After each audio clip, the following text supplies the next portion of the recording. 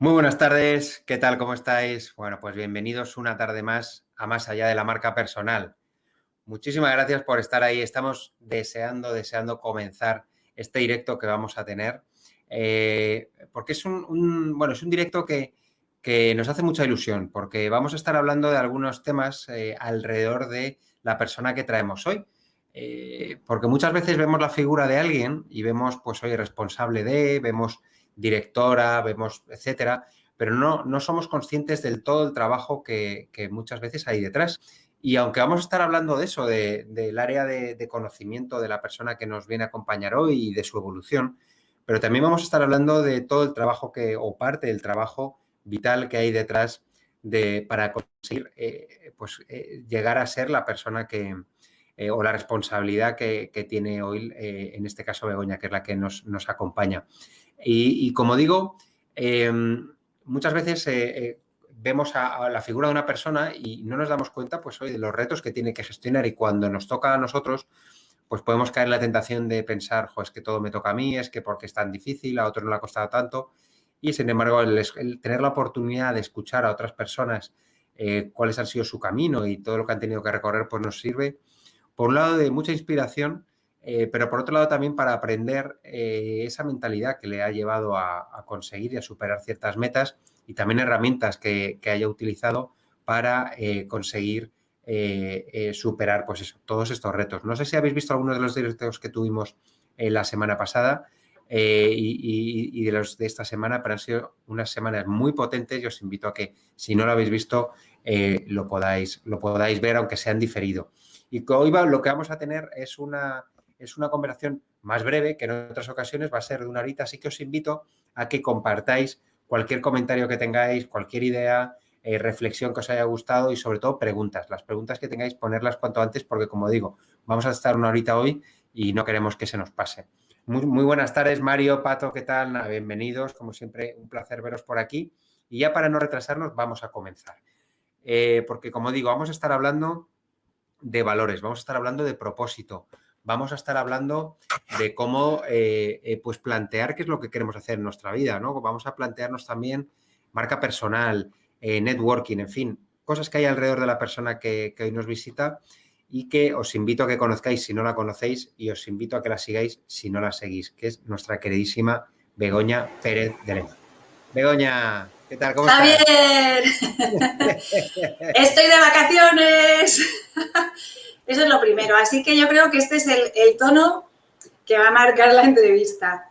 No lo puedo evitar, pero es que es mi primera tarde de vacaciones. Entonces, Pues soy yo oye, feliz de estar aquí. feliz nosotros de que estés, así que, en primer lugar, darte la bienvenida, y en segundo lugar, pues Gracias. agradecerte la oportunidad de compartir contigo este ratito que vamos a pasar. Yo encantada.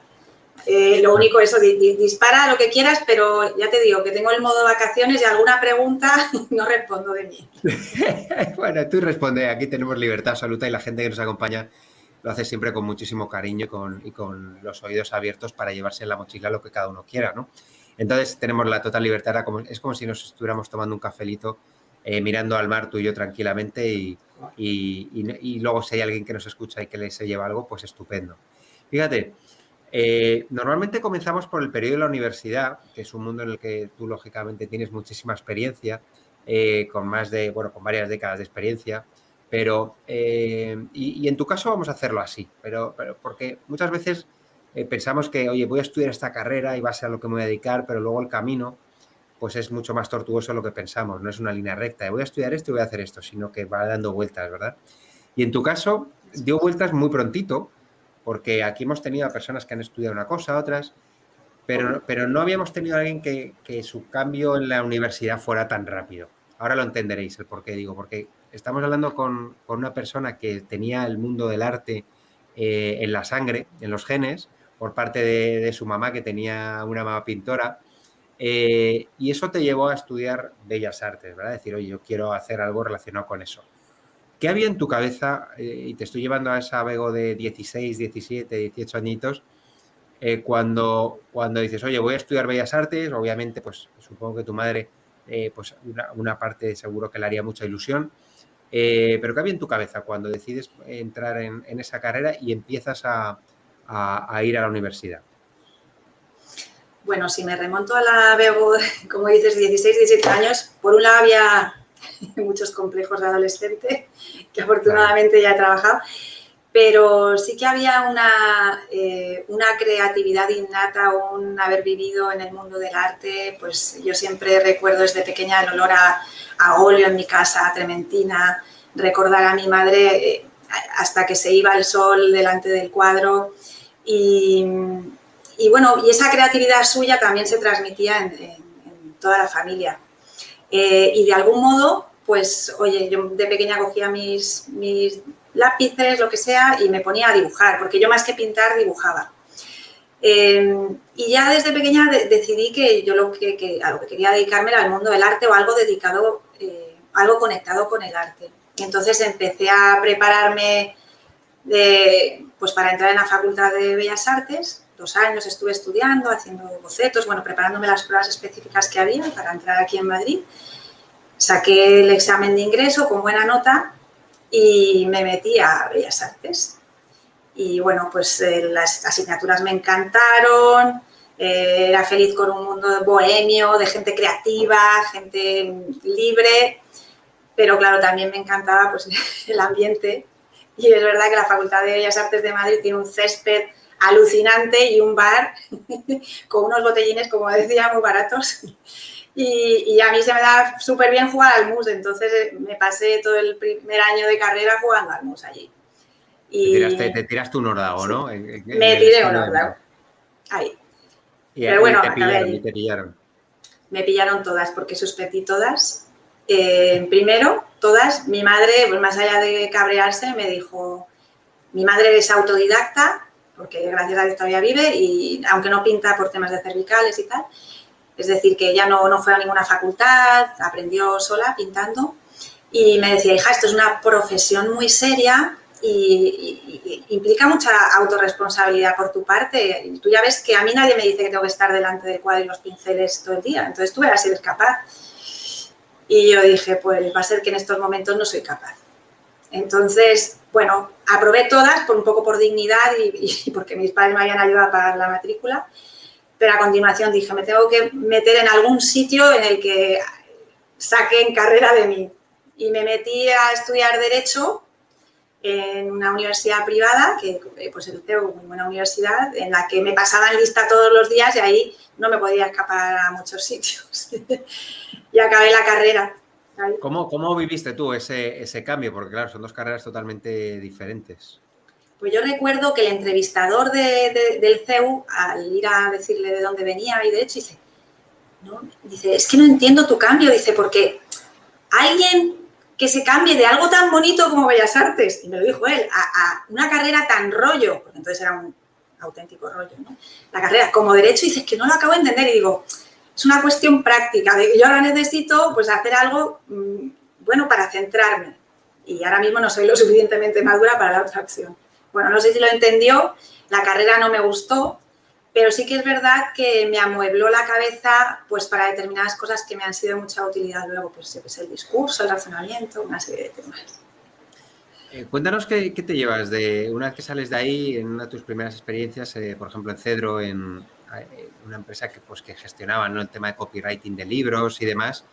¿Qué te llevas de aprendizaje en cuanto a la propia experiencia profesional? El estar en una empresa, de gestión de compañeros, de jefes, de horarios, de no sé si de estrés también, de clientes. ¿Qué aprendizajes te llevas que te sirvieran para más adelante? Bueno, aprendizajes, algunos. Primero, que los equipos, si hay hombres y mujeres, mejor, porque ayer éramos todo mujeres y había una carga emocional todo el día en el ambiente que pa' qué. Y yo creo que los hombres también, y por el contrario, las mujeres aportan muchas cosas buenas. Claro. Teníamos un jefe luego también que, bueno, era un tirano. Entonces, pues ahí cada 2 por 3 estábamos llorando todas. Que ya te digo, luego más tarde entró algún hombre y dijo, pero si este no tiene ni media leche, y ya ayudó a equilibrar las cosas. Luego, de allí, saco de aprendizajes el arriesgarme, porque ya en el trabajo que tenía que hacer tenía que ser valiente y me tenía que dar igual un poco todo, porque el trabajo consistía era una entidad de gestión de derechos de autor en la que teníamos que garantizar que, por ejemplo, en las universidades no fotocopiasen libros o no fotocopiasen libros sin licencia de reproducción de libros. Y entonces mi trabajo muchas veces era ir a pillar a las universidades o a las copisterías en universidades que fotocopiaban libros. Entonces tenía que, por ejemplo, detectábamos que la Universidad de La Coruña fotocopiaba libros a mansalva, pues yo tenía que ir a La Coruña, encontrar un notario que quisiera venir conmigo a recoger un libro que yo había encargado previamente por la mañana, como si fuera una estudiante, recogerlo por la tarde y levantar acta de que eso era constitutivo de delito. Es decir, tenía que encontrar un notario valiente, tenía que ir por la mañana, hola, ¿me fotocopias este libro? Y luego tenía que ir por la tarde con el notario a la misma copistería donde me habían hecho el libro a decir, hola, vengo a por mi libro, acompañada con el notario. Me lo entregaban y yo decía, bueno, le presento al señor notario y el señor notario decirle, bueno, le informo de que está haciendo un acto constitutivo de delito tal, con lo cual, tú imagínate la cara y vamos, que sacaban casi los palos. Nos íbamos de ahí el notario y yo, y ya de ahí se me quitó mucho vergüenza, muchos miedos, porque al final lo que importaba era el fin último, que era los pobres autores, escritores que les fusilan los libros y no cobran ni no comen de sus libros. Entonces, me sirvió mucho para eso. Hace 2 días estuvimos hablando precisamente de la valentía, ¿no? Estuvimos hablando con alguien que nos contaba cómo pues, solicitó una beca en el MIT, en la Universidad de Boston, cómo intentó ir para allá y se la dieron, y le dije, oye, ¿cómo lo conseguiste? Y me dijo, pues simplemente porque la pedí, ¿no? Y porque no había tanta gente que la pidiera, ¿no? Era Fernando Botella, y además él no hablaba inglés, lo cual pues yo creo que también aquí hay un símil en tu historia, porque estás hablando de esa valentía, pero también en el 98 empieza ya tu experiencia dentro del mundo universitario, entras en ICAI, entras en el Instituto de Investigación Tecnológica, ¿verdad? Pero como coordinadora de proyectos internacionales, lo cual tiene, pues lógicamente, el hándicap de si no hablas un idioma, pues es complicado estar como coordinadora de proyectos internacionales. Cuéntanos cómo conseguiste, no sé si a través de nuevo de esa palabra de la valentía, pero cómo accediste a ese puesto, cómo fue tu preparación para conseguirlo y al final cómo lo conseguiste.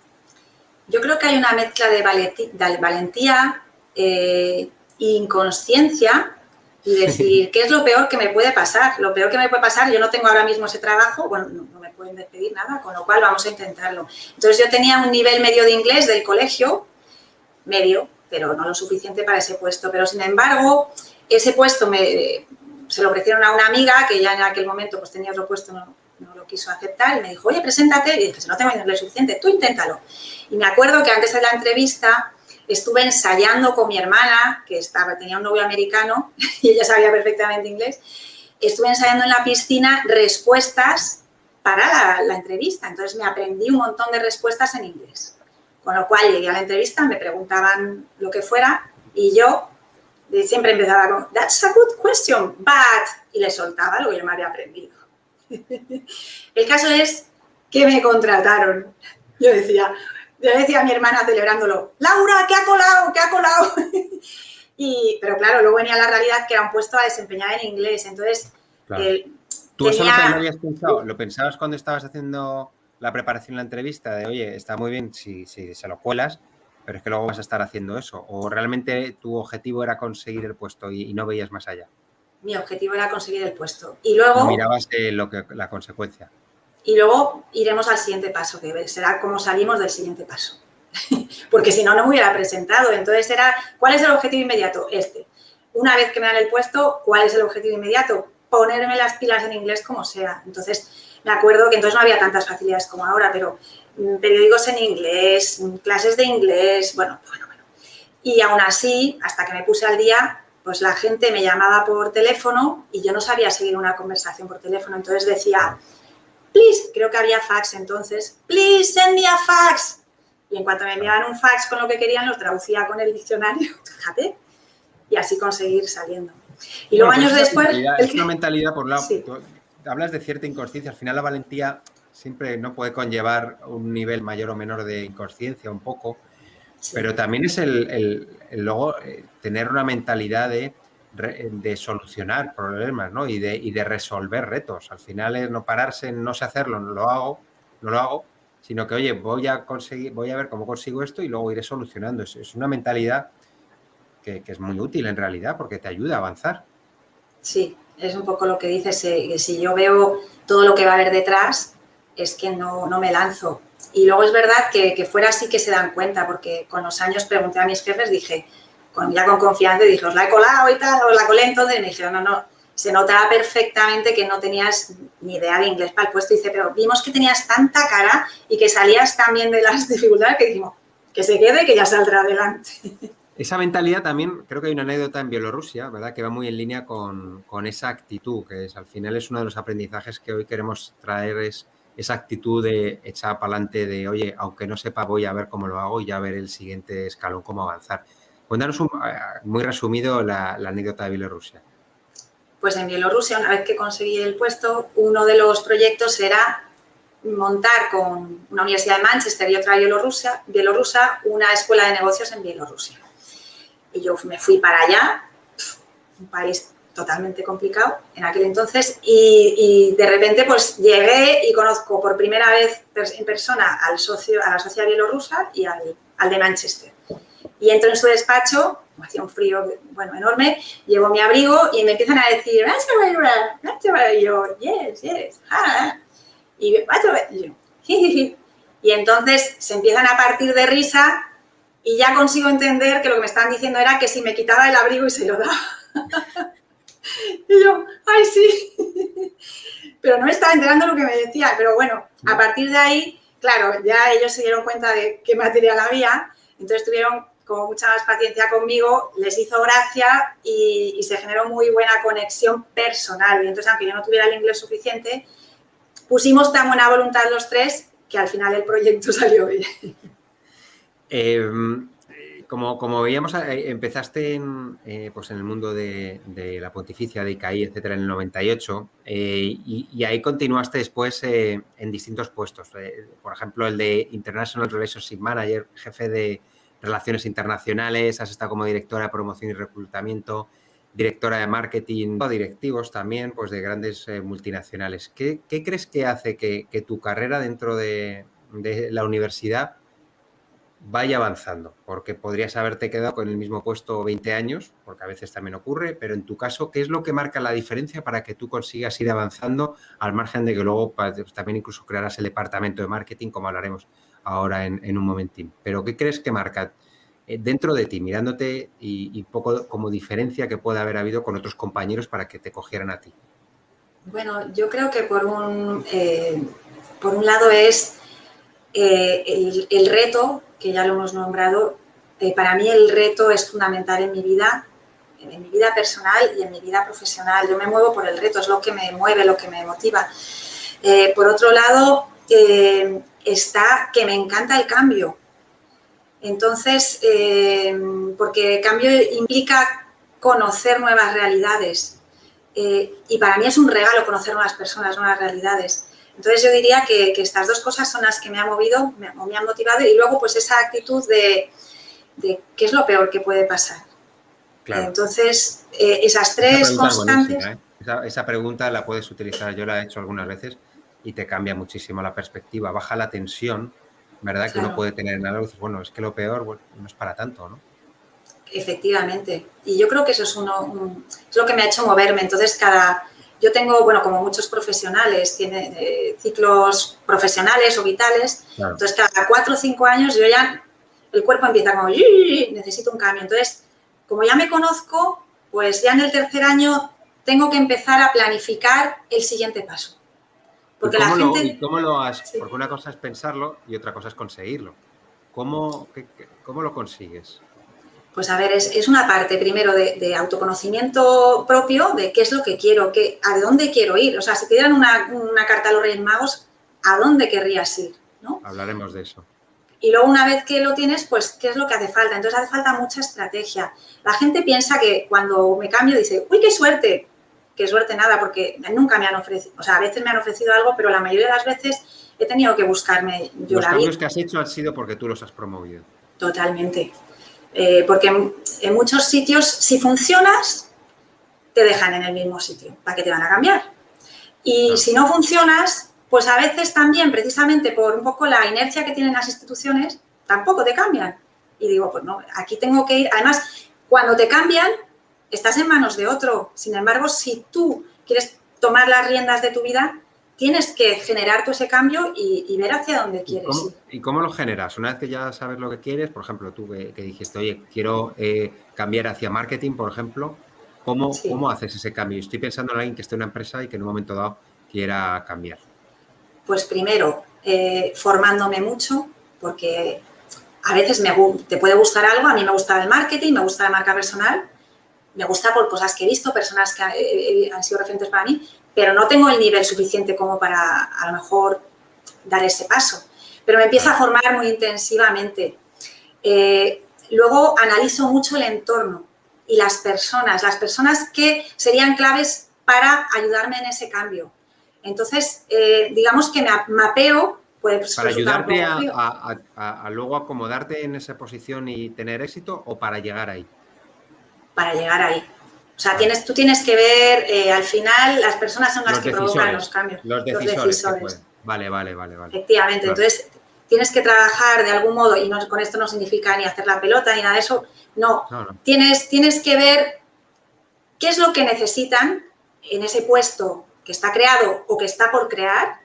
Tienes que ayudarles a ver esas necesidades y luego tienes que hacerles ver que tú eres la persona que encaja como anillo al dedo en esas necesidades. Y esto implica una serie de temas estratégicos, de relaciones, de mucho tiempo.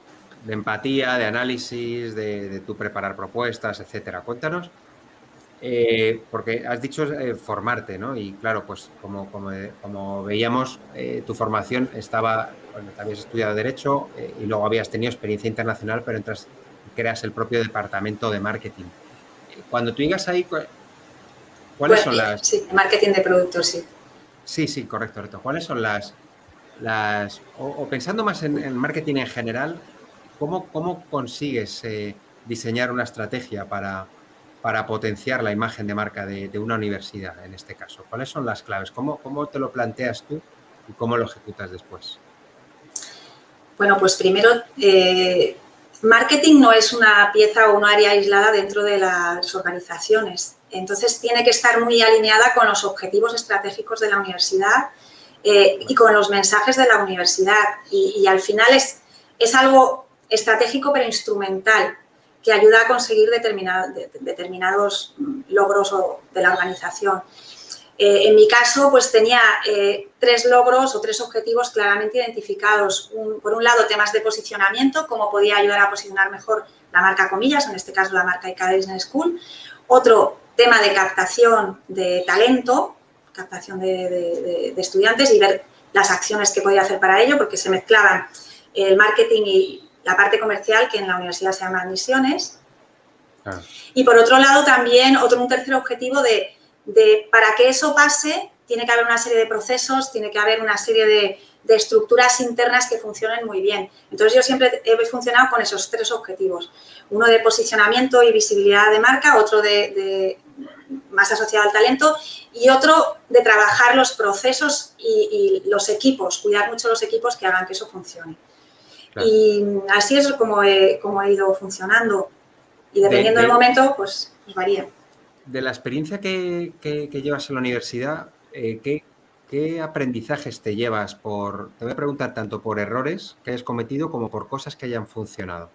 Ya sea internamente, bueno, has dicho que ha funcionado, por ejemplo, el tema de los contactos internos. Oye, hay que trabajarlo, hay que tener una mentalidad de a dónde quieres llegar, etcétera. Pero en cuanto a errores que hayas cometido, ya sea a nivel estratégico, de propio marketing, ya sea por productividad, por gestionar equipos, por lo que sea. Algunos aprendizajes que te lleves de cosas que te has ido equivocando en el camino. Pues mira, de mi primer puesto de dirección, un aprendizaje claro de un error que hace aprender, con lo cual pues mola, ¿no? Es que yo era una jefa muy hippie, como me dijo no sé quién, tú eres una jefa hippie. Que es todavía está un poco de Bellas Artes, ¿no? Del césped de Bellas Artes. Efectivamente, es que eso... Vale, es que eso marca mucho. Eso marca mucho, pero es verdad que tenía un estilo de dirección demasiado complaciente, demasiado de happy mission, de colegas, demasiado de colegas, y eso es bueno en algunos momentos y en otros momentos no. Y luego, pues, claro, una cosa es liderar, otra cosa es dirigir, y dirigir con objetivos concretos y tal, y para eso también se aprende. Entonces, también es verdad que no puedes dirigir igual a las personas según su momento profesional. Entonces, no puede, a lo mejor a un becario le tienes que marcar más, supervisar más, y a una persona que lleva ahí toda la vida, que sabe su trabajo hacerlo 1000 veces mejor que tú. Hay que adaptar el liderazgo en función de las necesidades del empleado, ¿no? Tú lo has dicho fenomenal. Pues ese es uno de mis principales aprendizajes en la gestión de personas, que al final creo que es una de las claves en las organizaciones. En el 2020, pues han ocurrido muchas cosas, ¿verdad? Y nos ha empujado a buscar ciertas herramientas que no teníamos, pues para gestionar algunas situaciones. Pero es verdad que también ahí surgen cosas en tu evolución personal y profesional, pero que nacen probablemente de unas inquietudes que tú ya tenías. Estoy hablando más de una perspectiva, he tocado un poco la parte profesional, pero ahora también estoy hablando de esa perspectiva desde el punto de vista personal, ¿no? De cómo evolucionamos, cómo crecemos, las inquietudes. Y como digo, tú en el 2020 pues surgen muchas cosas, ¿no? Como es tu blog, como es, oye, entrar en el mundo de las mentorías, etcétera, etcétera. Pero tú ya tenías unas inquietudes, como digo, a lo largo de, pues, ya desde hace tiempo en cuanto a crecer, evolucionar, y me gustaría hablar un poco también de eso, ¿no? De cómo ha sido tu crecimiento y qué es lo que te ha ayudado a crecer. Y estoy pensando, por ejemplo, en palabras como propósito, cómo llegas ahí, etcétera, etcétera. Cuéntanos un poco algunos hitos. Si tú tuvieras que pensar en algunos hitos que te hayan marcado para que la Begoña de hoy, que vemos como una directora de marketing en una organización espectacular, pero aparte de eso, la mujer que hay detrás, que es capaz de gestionar distintas situaciones y sigue evolucionando. Cuéntanos un poco algunos de los hitos que te hayan marcado para plantar esa base de crecimiento. Bueno, pues ahora mismo identifico dos, así a bote pronto. Uno de ellos es el programa Promociona. El paso por el programa Promociona, que es un programa, bueno, que su propio nombre es para ayuda a acceder a las mujeres a alta dirección, ¿no? Y esto, al final, ingresé en este programa que lo gestionan la COE, ESADE, el Instituto de la Mujer, y que ya era en su 7ª edición, en un programa muy potente. Y yo, a través de una de las personas que lo había hecho, una directiva, un referente para mí, Cristina Sancho, me dijo, oye, tienes que hacer esto, que ya verás, te va a cambiar la vida profesionalmente y tal. Con lo cual, solicité entrar en este programa, tenía que tener el apoyo de la universidad, bueno, conseguí el apoyo de la universidad, hice este programa, que es un programa de un año, y como yo digo, fue una especie de My Fair Lady para directivas, porque ahí te enseñan en un tiempo muy, muy concentrado, pues, geopolítica, finanzas, marca personal, negociación, networking, o sea, todo lo que te puedes necesitar para puestos de alta dirección, así. Y además te rodea de personas, de mujeres en la misma situación vital, profesional, queriendo darlo todo, o sea, unas locas por la uno, pero maravillosas. Y entonces, a partir de ahí, algo cambia. Y además, en los mensajes que te están lanzando todo el día es que eres la caña, te empoderan, que te mueres, y sales de ahí diciéndome como el mundo. Y ahí te empiezan a hablar de propósito. Además, tienes unas sesiones de coaching muy potentes y tienes a un mentor. Mi coach Arranz, maravillosa, me ayudó un montón, y mi mentor, Andrés Serrano, bueno, también maravilloso, pues fueron los que me hicieron creer también en mí que tenía lo que había que tener para lo que yo me propusiera. Entonces, lo siguiente era ver qué es lo que yo quería. Y el segundo paso conectado con esto fue un proceso de desarrollo de mi marca personal con Arantxa Ruiz Bax, porque yo estuve mirando y dije, yo lo que necesito es alguien que me ayude a identificar mi propósito, a los mensajes, cómo dónde quiero ir, mi público, todo lo demás, ¿no? Mi audiencia. Arantxa la tuvimos aquí, que fue también un directo muy chulo. Pues, ¿qué te voy a decir? Pues entre mi Arantxa de mi vida. Entonces, durante 4 meses estuve en un proceso con ella que me cambió totalmente. Entonces, ¿Cómo llegas al propósito, al concepto del propósito? Que yo estoy convencido de que pues, cada uno lleva su ritmo, ¿no? Pero si hoy saliéramos a la calle y le preguntáramos a 100 personas cuál es su propósito, que lo tengan verbalizado, no ya escrito, pero que lo sepan decir inmediatamente, me parece que daríamos con 1 o 2 personas como mucho. Pero que realmente lo sepan, no que en ese momento se lo imaginen y tengan una respuesta rápida, sino que realmente lo hayan pensado. Y me parece que es un tema de conciencia, que es que nunca nos lo llegamos a plantear porque nunca nos lo han planteado, ¿no? Aunque cada vez hay más. Pero ¿cómo llegas tú? ¿Es a través de ese programa que empiezan a hablar de propósito y empiezas a planteártelos ahí? Claro, se inició un poco en Promociona, te hacen ver un propósito y tal, pero te lo dejan apuntado. Pero ya en el programa con Arantxa, que es súper práctica y además aterriza todo, pim, pim, pim, y te fría preguntas, o sea, trabajas mogollón, pues a través de esas preguntas y una de los objetivos es identificar ese propósito. No como algo cerrado, porque además es algo que puede evolucionar según tu momento personal, vital, claro. Y vital, pero tu propósito en determinado momento y el que va a guiar tus acciones va a ser esto. ¿Tú crees que hay una edad a partir de la cual se puede empezar a plantear el propósito? Pensando en a lo mejor en niños adolescentes, que alguna experiencia creo que tienes, ¿se puede empezar a plantear el tema de propósito o hay que tener cierta madurez? No. Madurez, hay que empezar cuanto antes. O sea, si es que el tema es que más que nada es una actitud abierta,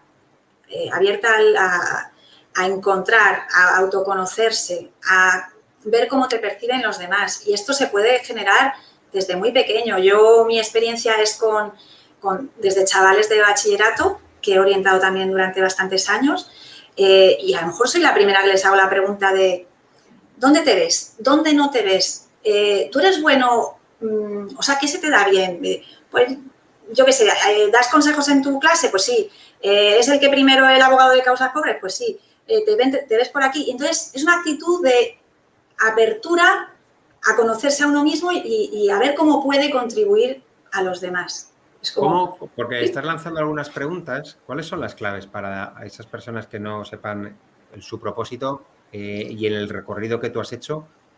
¿Cuáles son las claves para identificarlo? Por un lado, estás diciendo preguntarse a sí mismo o que alguien te pregunte para conocerte las cosas que te gustan, las que no te gustan, en donde eres bueno, en donde no eres tanto. Esa es una, ¿no? Eso es. Hay una batería de preguntas que se puede trabajar, pero son muy sencillas. Y digamos que son tres aspectos básicos. Uno es conocerte a ti mismo y hacerte las preguntas a ti mismo. Y preguntas como, ¿cuáles son mis creencias, mis valores? ¿Qué se me da bien? ¿Qué sé hacer? ¿Qué he estudiado? ¿Dónde he fallado? O sea, preguntas a ti mismo. Y hay test incluso gratuitos en el mercado que te pueden ayudar. Otra segunda pregunta o batería de preguntas iría a los demás. ¿Cómo te perciben los demás? ¿En qué me ves bueno? ¿En qué otro lugar me ves? ¿Qué es lo que crees que tendría que mejorar?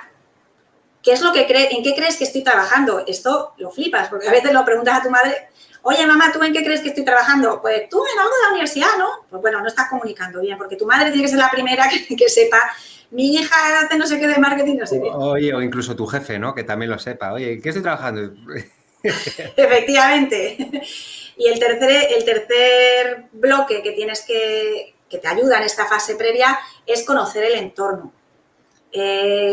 Las oportunidades, las amenazas del entorno, las circunstancias que ahora mismo puedes aprovechar a la hora de construir tu propósito. Y con todo esto, pues digamos que haces un mapa de áreas que se interconectan con lo que sé, lo que soy, lo que perciben los demás o lo que dicen en lo que soy bueno o que podría ser bueno y al final, pues lo que quiero hacer.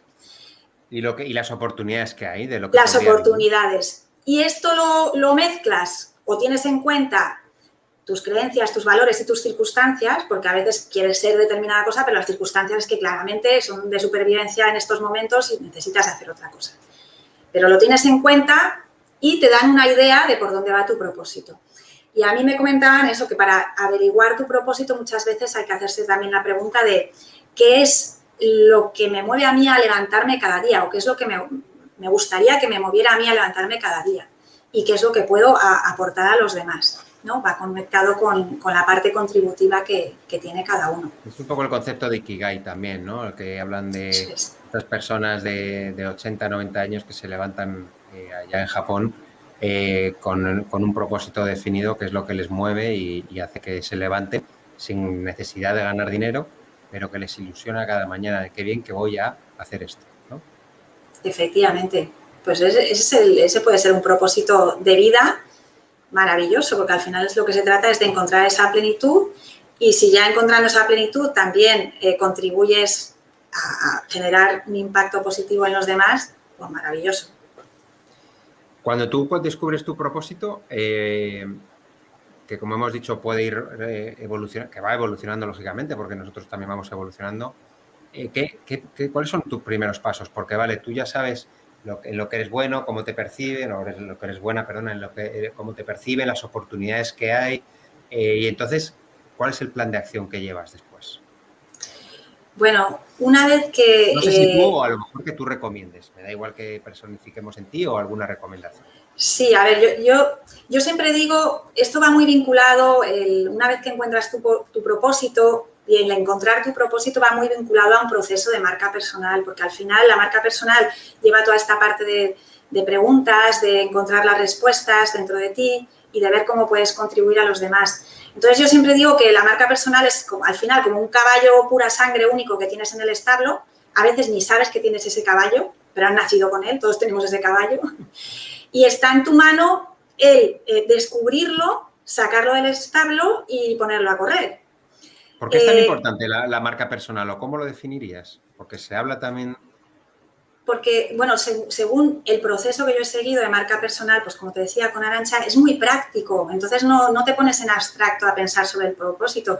Hay una serie de pasos que van ordenando tus pensamientos, tus reflexiones, y digamos que de alguna manera está estructurado las fases para que una vez encuentras tu propósito y quién es tu audiencia, a quién va dirigido ese propósito, puedas ponerlo en acción, visibilizarlo, primero ponerlo bonito, pues a través de trabajar una serie de mensajes, yo qué sé, de cuidar una serie de temas para visibilizarlo y luego posicionarlo, porque una cosa es ponerle el lacito, pero si la gente no sabe que tienes el lacito, si no lo haces visible, si la gente no ve tu caballo de carrera, pues no va a requerir. Lo que estás diciendo es, vale, prepara el caballo de carrera que es, por ejemplo, oye, cómo vas a hablar, de qué vas a estar hablando, pues un poco en línea con tus valores, con tus inquietudes y con las oportunidades, ¿no?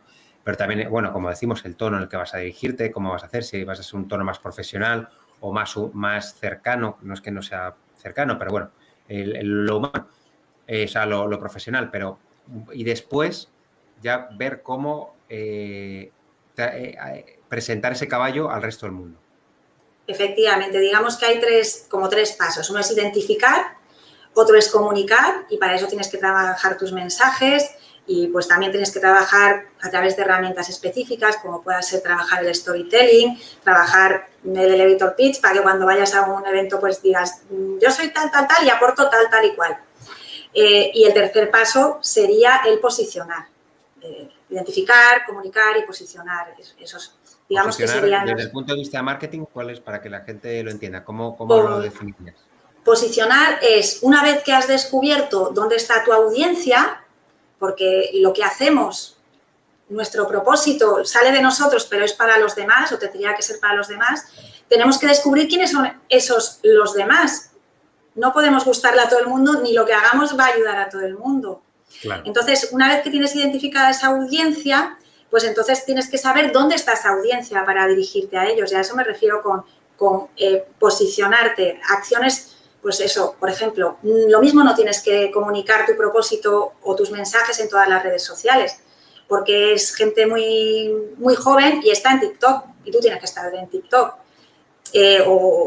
Lo mismo, pues es un grupo de gurús de neurocientíficos y tu manera de llegar a ellos va a ser una newsletter científica.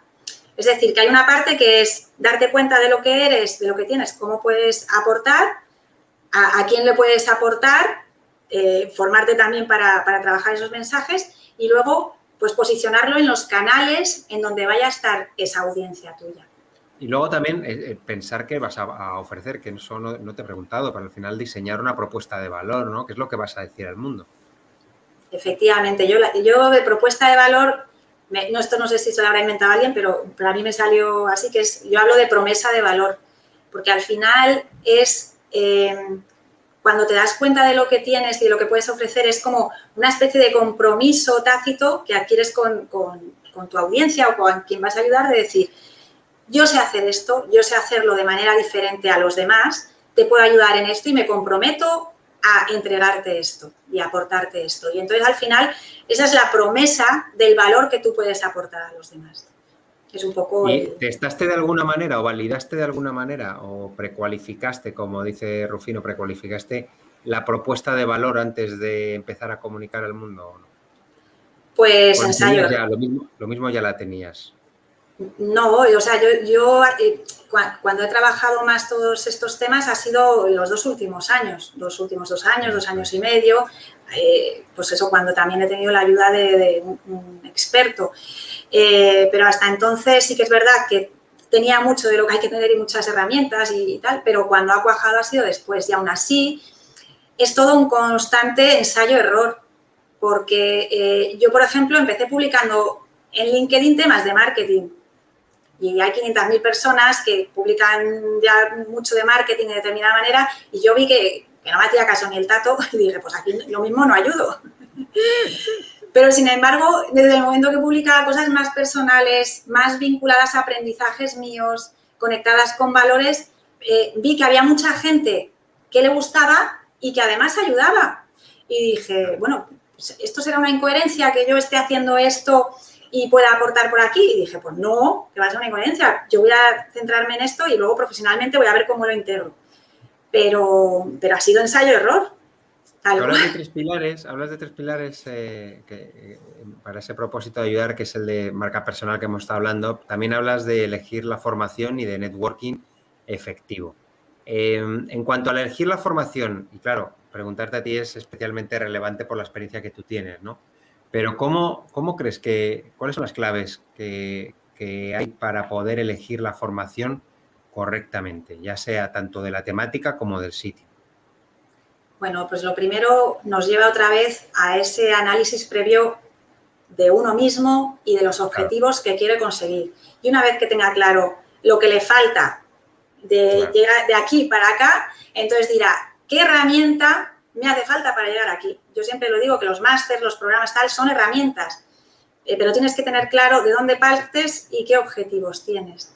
Y una vez que has hecho eso, ver qué es lo que mejor se adapta a ti y a tus circunstancias, porque ya puedo yo tener un máster maravilloso que si es presencial y tú ahora mismo necesitas algo totalmente online, pues no te va a hacer nada. Entonces, es una mezcla de eso, de qué tengo que hacer para llegar del punto A al B teniendo en cuenta mis circunstancias. Y es un poco como lo que estabas diciendo internamente, ¿no? Para conseguir el puesto que tú quieres dentro de tu evolución, tengo que pensar con quién tengo que hablar y de qué manera comunicarme con esas personas para conseguirlo, ¿no? Es lo mismo al final, es una estrategia de pensar de estoy en A, quiero llegar a B. Efectivamente, la estrategia es que, vamos, hasta cuando voy a hacer un gazpacho. Es que para mí, primero que me encanta, pero luego es que hace todo, le da mucho más sentido a todo. Esto no significa que sea frío todo y pensado, sino que hace que sea más efectivo, que tenga más impacto, que vayas de alguna manera más seguro de lo que vas a hacer, que nuestro tiempo es muy valioso. Nuestro dinero. ¿Cómo defines el networking efectivo? Bueno, el networking efectivo yo lo defino como algo que hay que cultivar relaciones y como, bueno, pues como si fuera una planta, pues hay que cultivarla con paciencia, teniendo en cuenta que son relaciones entre personas y eso no se nos puede olvidar, pero que esté presente también el propósito detrás. Es decir, no se trata de ir a, voy a hacer amigos, no, hay que ver a la persona. Sale de una persona hacia otra persona y considerando a la persona con todo el respeto, con toda su integridad. Con paciencia porque no se puede hacer de un día para otro. No es, tal, no sé qué te he visto y tal. No. Y con el propósito que te digo detrás, el mío y teniendo en cuenta el de la otra persona o viendo qué le puedo aportar a esa otra persona. Porque en ese networking, para que sea efectivo, los dos tenemos que ganar algo. Y tiene que haber una honestidad, una autenticidad detrás de eso, porque si no, es que se nos ve el plumero. Entonces, lo primero de todo tiene que ser de persona a persona. Y luego, como siempre, por lo que digo, tiene que haber una estrategia, unos objetivos, una búsqueda previa, ese mapeo de la persona previo, que el mapeo es muy bonito porque cuando tú investigas a esa persona en LinkedIn, de alguna manera te une más a ella. Dices, anda, fíjate, pues cómo me gusta esto que está diciendo, pues ya estudian en el mismo colegio, pues no sé qué. Y se empieza a hacer la conexión previa, incluso sin la otra persona saberlo, contigo. Con lo cual, cuando tú ya te presentas a esa persona, es que de verdad es como si la conocieras de toda la vida y eso da una autenticidad y una honestidad brutal. Sí, el vínculo, ¿no? Hablas del vínculo. Eso es. Al final es un vínculo y es una cuestión de relaciones entre los dos. Que hay veces que me dicen, bueno, es que a ti se te da muy bien porque eres muy sociable, porque no sé qué. Una cosa son las habilidades sociales, que hay gente que las puede tener mejor o peor, pero también hay que tener en cuenta que se pueden trabajar. O sea, hay gente que a lo mejor no se mueve de su zona de confort y nunca va a conocer a otras personas, pero se puede ir entrenando poco a poco, poniéndose pequeños objetivos. Hoy voy a conocer a esta persona. Venga, vale. Y prepararlo previamente y poco a poco. Hay un ejemplo que yo puedo hablar a nivel personal, que es en este caso el de Fernando, que lo que él hizo fue publicar en LinkedIn, voy a retomar los cafés semanales. No sé si eran semanales, pero él decía que quiero tomarme un café con gente que pueda resultar interesante, tanto que yo le pueda resultar interesante como que a mí me resulte interesante. Entonces, creé una publicación precisamente de eso. Me gustaría una vez a la semana tomar un café con alguien, si alguien quiere, que me escriba. Y yo le escribí y así es como le conocí hace ya un tiempo. O sea, que eso es una manera, ¿no?, de potenciar esas relaciones. Y además, el tiempo que pasamos la primera vez juntos, una cosa que él hizo, que cuando terminamos me di cuenta y me sentí fatal, fue solo hablar de mí. Yeah. Vino a donde yo vivía, al lado, y solo me preguntaba por mí. Que muchas veces el error en el networking es ir, como tú dices, ¿no?, ir a hablar de mi libro, a lo que yo necesito, a tal, ¿no? Y él, en cambio, lo que hizo fue hablar, oye, cuéntame, Javi. Y yo, cuando terminé, dije, joder, quería conocerle y me sentí mal por mí. Yo, es lo que dices, yo es que soy súper fan de escuchar y cada vez más. Entonces, es verdad que al principio de mi vida era mucho de hablar y me di cuenta que perdía una energía. ¿Por qué? ¿No? Lo de mucho de hablar. Pues, no sé, yo creo que era una persona muy nerviosa para dar rienda suelta a mis nervios. Para liberar. Para liberar, luego porque se me daba bien hablar y la gente me escuchaba, pero me daba cuenta que perdía mucha energía y esto por eso, por cuestiones de salud necesito también, voy a equilibrar mi energía y luego que me perdía mucho de la otra persona, me perdía mucho. Y entonces yo hay días que quedo con amigas y disfruto más escuchándolas hablar a ellas. Al final digo 4 cosas, eso sí, las 4 cosas que digo, pues yo qué sé, son cosas que al final tienen más impacto porque como estoy más callada, pero me voy disfrutando mucho más que cuando he hablado. Ayer, el otro día estuvimos con la psicóloga del Barça y nos hablaba de que deberíamos, que está muy bien tener cursos de oratoria, pero que debería haber cursos de escucha. Y de hecho tú también has hablado en alguna ocasión de eso, ¿no? De escuchar y hablas de que, por ejemplo, el silencio que no es pasivo. Efectivamente, sí. Bueno, la cita que habéis escogido para promocionar esto, pues la verdad es que para mí es fundamental y cada vez me doy más cuenta que a veces estamos tan rodeados de ruido y aunque digan cosas interesantes, pero que estamos saturados no nos escuchamos lo suficiente.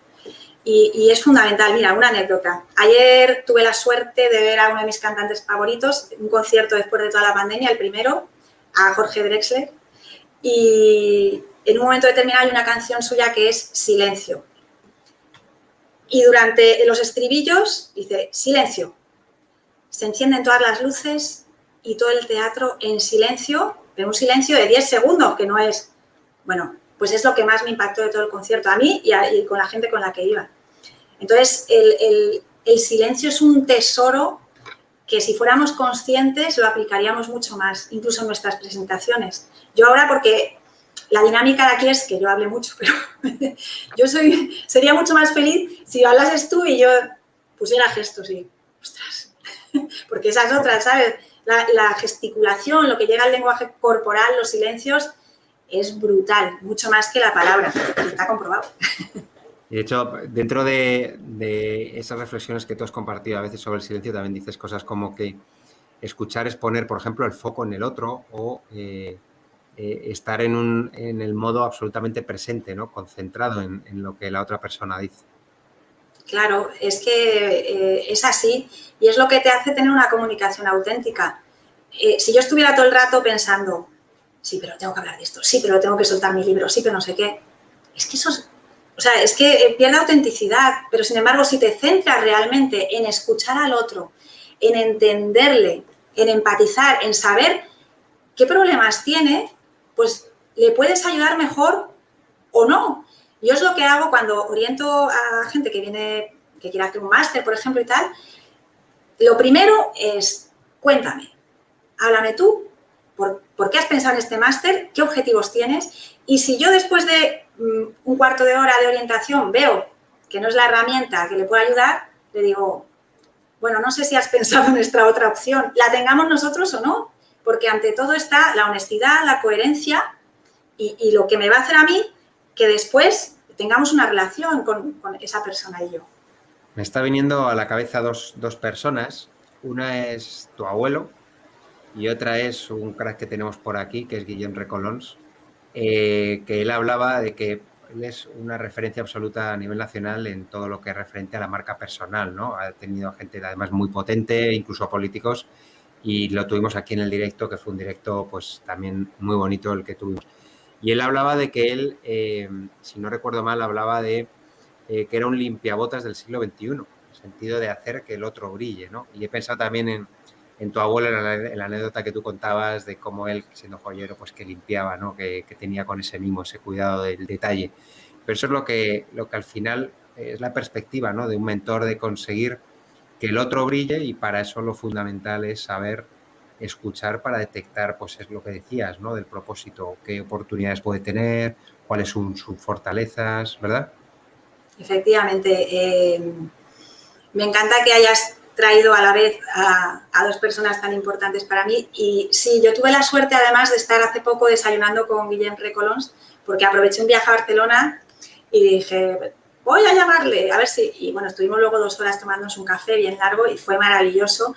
Y esta es una de las primeras cosas que me llamó la atención. Yo no había leído al principio nada del tema de limpiabotas. Y yo escribí la anécdota de mi abuelo porque es verdad que eso es lo que había vivido y ese cuidado en sacar brillo a los zapatos. Yo le recuerdo con el betún, los miraba, los remiraba y ponía uno al lado del otro, el que brillaba y el que no brillaba. Y eso lo heredé yo. Y cuando lo leí dije, joder, cómo mola tener esta afinidad. Y es una de las personas precisamente porque él está más especializado en tema de branding con empresas, la marca personal con empresas y tal, pero es una de las personas a las que sin duda son para mí referentes en marca personal junto con Arantxa. Sí, de hecho sacó un libro, Si no aportas, no importas, que habla también de eso, ¿no? De cómo marcar esa diferencia, que tiene una portada además que va muy en línea con cómo diferenciarte ahí en blanco y negro, así que os invitamos, ya que está por aquí, un abrazo enorme, Guillem, y invitamos también a que investiguéis porque el libro también es muy chulo y que salió hace poquito. Ya para terminar, que nos queda muy poquito, a nivel crecimiento personal, ¿cuáles son las claves que has vivido tú para conseguir evolucionar en tu crecimiento? Decías, por ejemplo, el saber qué es lo que quieres, el tener tu propósito, pero Cuéntanos algunos claves o a lo mejor que tú traslades incluso a tu entorno más cercano, el cómo evolucionar y cómo crecer. Bueno, yo creo que al final es importante este autoconocimiento que te digo, pero también de quién te rodeas y el tener referentes es importante, personas referentes. Por un lado, que te puedan servir un poco, digo un poco porque no coinciden muchas de los propósitos, pero que te puedan servir su trayectoria vital para decir, joder, si él lo ha conseguido, yo también puedo hacerlo. Por otro lado, rodearse también de referentes o personas que crean en ti cuando tú no crees en ti, ¿no? Y en este sentido es muy importante rodearse de personas que te hagan crecer. Y por otro lado, pues eso, lo que hablábamos antes, una sensación quizás de provisionalidad de la vida, de decir, si es que no voy a perder nada, si es que puedo ganar más arriesgando, puedo ganar más, yo qué sé, saliendo de mi zona de confort, porque al final es eso, me ayuda mucho el sentido trascendente que tengo de la vida y el decir, sí, sí, que son 2 días, pero son 2 días, vamos a vivirlos a tope, y a tope no es solo disfrutando a tope, sino haciendo todo aquello que diga, que esta pregunta, ¿no? Si te murieras mañana, ¿qué harías hoy? Pues esa pregunta me la hago mucho. Bueno, no me voy todos los días de juerga, pero sí que me ayuda profesionalmente a decir, bueno, pues hace mucho que no le digo a mi madre que la quiero, o en el trabajo tengo que intentar reconciliarme con esta persona, o venga, vamos a ayudar a esta otra persona que aunque ahora mismo no pueda por el cansancio, merece la pena. Si me fuera a morir mañana, pues oye, me muero, pero por lo menos la he ayudado. Entonces, esa visión trascendente a mí me ayuda mucho también. El directo que tuvimos ayer, justamente, una de las preguntas que lanzó es, para esa perspectiva que ayuda tanto, es si yo creo que lo hablamos con ella, si te dijeran que te queda un mes de vida, ¿de qué te arrepentirías de no haber hecho, ¿no?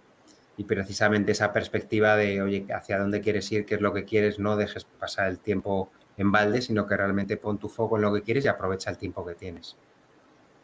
Pues sí, y de hecho, fíjate que hace poco estuve cenando con mi buenísima amiga Julia Rodríguez, que la mando un beso también, desde aquí, y hablábamos pues de la muerte y tal, y yo decía, pues yo si me muero mañana, bueno, así en frío, luego habría que verlo, ¿no? Pero decía, yo me moriría tranquila pensando que no he dejado nada por hacer o por decir importante.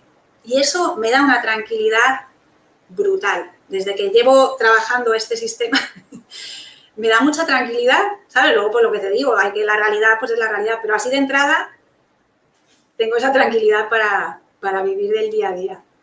Como sabes, siempre terminamos los directos con una pregunta que lanzamos a la gente que nos acompaña para invitarles e incitarles a la reflexión. ¿Qué pregunta te gustaría hacerles? Bueno, pues el valor, como te digo, es muy importante en mi vida, ¿no? Y cómo superar nuestros miedos. Entonces, quizás les invitaría a una reflexión que sería, imagínate que estás en un trekking en el Himalaya con un amigo y tienes que atravesar un puente tibetano de esos de y va primero pasa tu amigo. Y de repente le entra el canguelo, el miedo, en medio del puente porque empieza a temblar aquello y se queda paralizado del pánico. La reflexión primero es, ¿qué le dirías para ayudarle a superar ese miedo? ¿Qué palabras utilizarías? ¿Qué gestos? ¿Qué tono de voz utilizarías? Esa reflexión para ayudar a tu amigo. Y la segunda reflexión asociada es, ¿y si yo fuera la persona que se muere de miedo en ese momento? ¿Qué es lo que me haría a mí reaccionar? ¿Qué palabras, qué gestos, bueno, pues eso, qué lenguaje verbal? Porque a lo mejor es lo que estás necesitando en estos momentos para reaccionar y moverte. Me encantaría que pudierais compartir conmigo esta reflexión y que os ayudase. Pues lo que vamos a hacer ahora cuando terminemos es vamos a publicar precisamente esa pregunta para invitaros a que respondáis o que creéis vuestra propia publicación con la respuesta también para que, por un lado, incitaros a esa reflexión y, por otro lado, que vuestra propia respuesta inspire de alguna manera a vuestro círculo, ¿no? Y al leer la respuesta. Y además es que queremos dar un premio porque queremos recompensar a la persona cuya respuesta pues, genere pues, más comentarios, más debate, más interacciones. ¿Qué premio le podríamos dar, Bego? Pues a ver, hoy estamos de rebajas de verano, estamos que lo tiramos todo. Sí. Entonces, bueno, yo lo que ofrezco es 1 hora y media de consultoría para lo que más necesite esa persona, que puede ser comunicación, puede ser desde revisar su página web, revisar su perfil de LinkedIn, empezar a trabajar este propósito o esta marca personal, o yo qué sé, aquello que le pueda ayudar, o el tema de storytelling. Todo lo que yo pueda ayudarle, pues ahí estamos. O como que si quiere hacer un máster y qué máster le conviene. Ahí hora y media. Ahí también sabes un poco.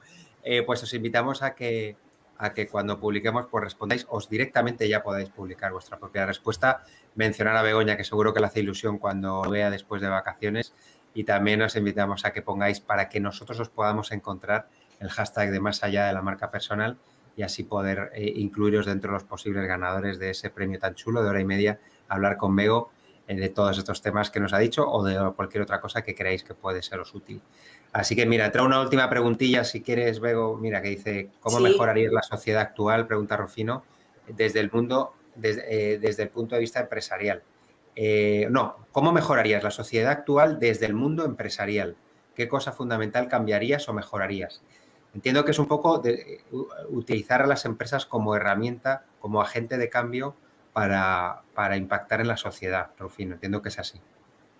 Bueno, Rufino, pues a ver, hasta donde yo entiendo tu pregunta, primero que pienso, o sea, que para solucionar o enderezar o como lo que queramos ver, los retos de la sociedad actual,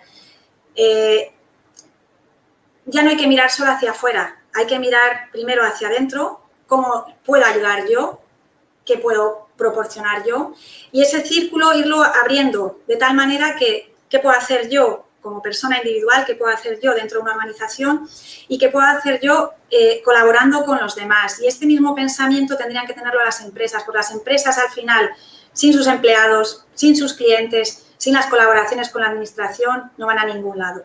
Y de hecho, uno de los ODS, objetivos lo del desarrollo del milenio sostenible y esto, del que soy fan es el 17, que es el de las alianzas. Entonces, hay que partir de una reflexión primero interna y luego tener en cuenta que en esto nos vamos a salvar juntos. Y ya no vale mirar solo al gobierno, solo a las empresas, tal cual, sino hay que tener una visión de conjunto.